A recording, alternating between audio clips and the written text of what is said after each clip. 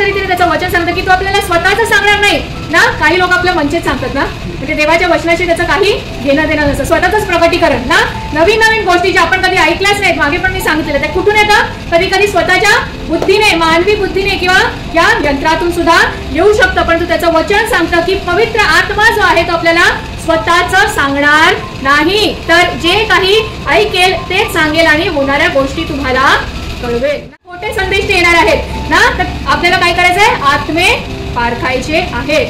बरेच लोक येतील जे ना आपलं पर्स्पेक्टिव्ह जे आहे एखाद्या गोष्टीकडे बघण्याचं ते बदलून टाकतील. लहानपणापासून आपण ज्या ज्या गोष्टी ऐकत होत ते नवीन नवीन आपल्याला ते सांगतील, परंतु आपल्याला काय करायचं आहे? त्याचा स्रोत काय आहे, त्याचा सोर्स काय आहे आणि त्याच्या मागचा आत्मा आपल्याला पारखायचा आहे.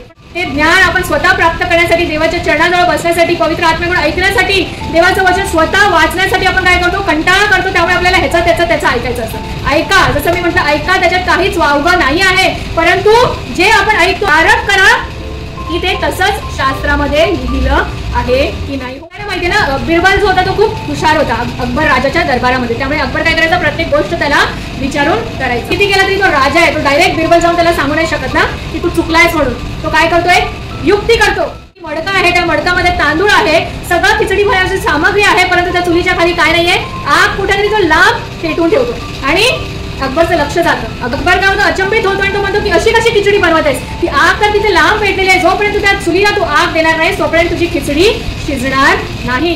कहाणीतून आज आपल्याला काय घ्यायचं आहे? मडकं आणि त्यातले तांदूळ आणि ती सगळी सामग्री काय आहे? तर आपली बुद्धी आणि त्यातलं ज्ञान आहे. आणि ते आग म्हणजे काय आहे? ते सत्य आहे. आपण आपल्या बुद्धीमध्ये ना आपलं जे मडकं आहे त्याच्यात तांदूळ साठवत राहू, ज्ञान साठवत राहू, परंतु जोपर्यंत त्या मडक्याला ती आगीची साथ मिळत नाही तोपर्यंत त्या ज्ञानाचा काहीच उपयोग नाही. आपण ती खिचडी कधीच आपली शिजणार नाही. तर त्यामुळे ज्यावेळेस आपण देवाचं ज्ञान प्राप्त करतो, इकडून तिकडून प्राप्त करा. ज्ञान महत्वाचं आहे, परंतु त्याचा स्तोत्र आणि त्याचा आत्मा आपल्याला पारखण्याची गरज. आणि सर्वात महत्वाची गोष्ट म्हणजे जसं या कहाणीतून आपण पाहिलं की तिची आग, ती खिचडी शिजण्यासाठी त्या आगीची गरज होती, त्याच प्रकारे आपल्या ज्ञानाची जी खिचडी आपण साठवून ठेवलेली आहे त्याला त्या आगीचा म्हणजे सत्याचा पाठिंबा असणं गरजेचं आहे. ते सत्य काय आहे? तर येशू ख्रिस्त स्वतः आहे आणि त्याचा आत्मा, जो सत्याचा आत्मा आहे, त्याच्याकडून आपल्याला ते ज्ञान प्राप्त करायचं आहे.